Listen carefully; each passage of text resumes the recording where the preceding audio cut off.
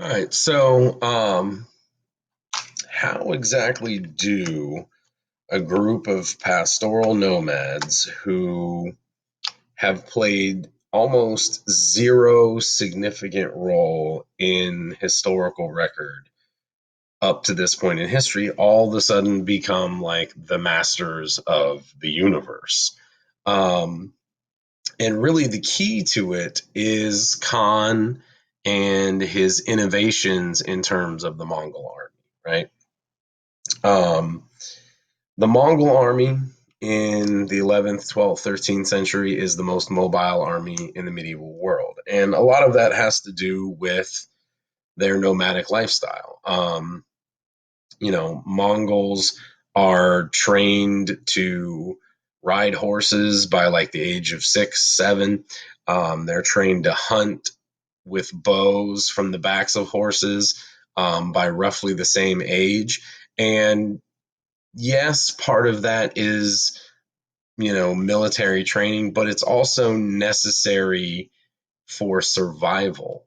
So their lifestyle plays a pretty significant role in their military success. But here's the thing is nomads have been doing that for thousands of years. Why all of a sudden is it so incredibly effective militarily? Well, part of that is, again, because of how innovative Khan is in the way he builds and structures his army. And the project that we're going to do with the DBQ documents is going to go into this into tons of detail. So make sure that you read those. I'm just going to kind of hit on the high notes. The Mongol army is incredibly structured and organized. Their units are broken down by factors of 10, 10, 100,000, 10,000, et cetera, et cetera.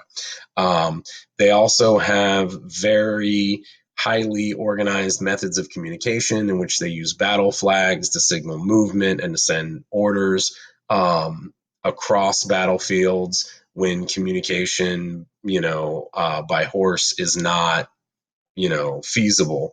One of the other really important things that Khan does is, unlike most pastoral societies, which are built on kinship and power and leadership comes from family connections, Khan kind of ignores that. And I mean, I think his upbringing as kind of an outcast within Mongol society plays a large role in this. But he promotes people based on merit rather than their connection to him and his bloodline. Now, obviously, he does keep leadership of the Mongol Empire within his bloodline. His son becomes the next Khan, his two grandsons after that. But within the Mongol army, the majority of the greatest Mongol generals are not related to Khan in any way. Most of them are early tribesmen who join him early on in his career and his life and prove themselves over long periods of time in battle. One of Khan's greatest generals, Subutai, the man who basically decimates and levels Russia to the ground, um, starts out as a slave in one of Khan's, in one of the very early tribes that Khan conquers and brings under his leadership. But because of his ability and because of his military success, he's promoted up the ranks and, is generally seen as one of the greatest generals in human history. Another way that Khan is very innovative is Mongol tactics are more advanced and more flexible than most medieval armies. In most medieval armies of the time, um, the majority of the army is infantry, foot soldiers. And this is still a time period of bows. It's still a time period of swords and edged weapons.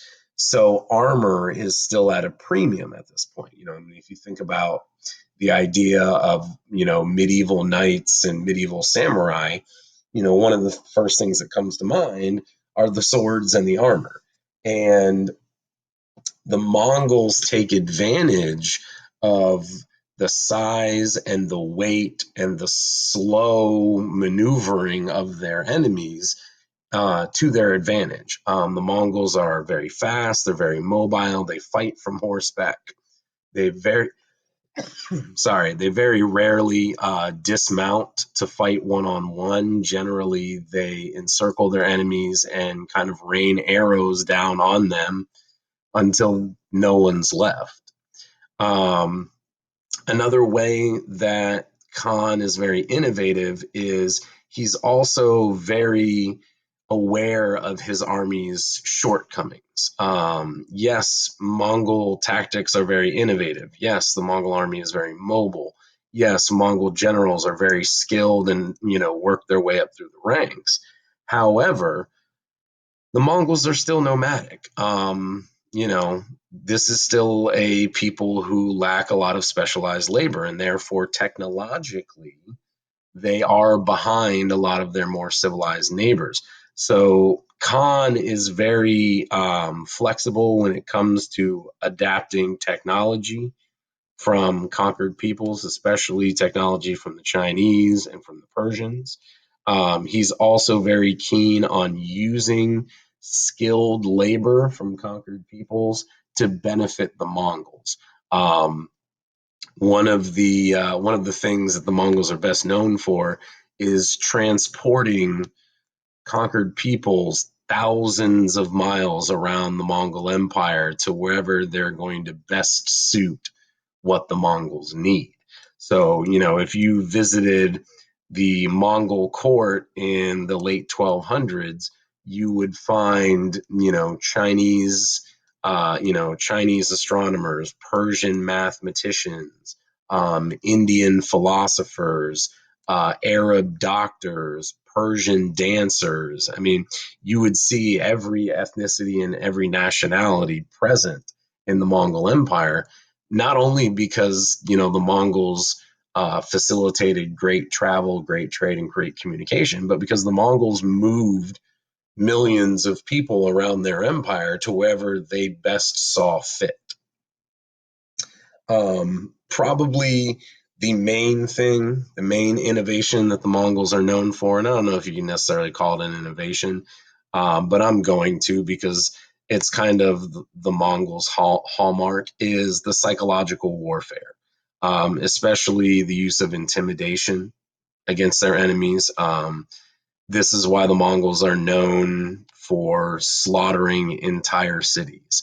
This is why they're known for beheading, hundreds of thousands of people simply to send a message to the next city, two cities, three cities on down the road.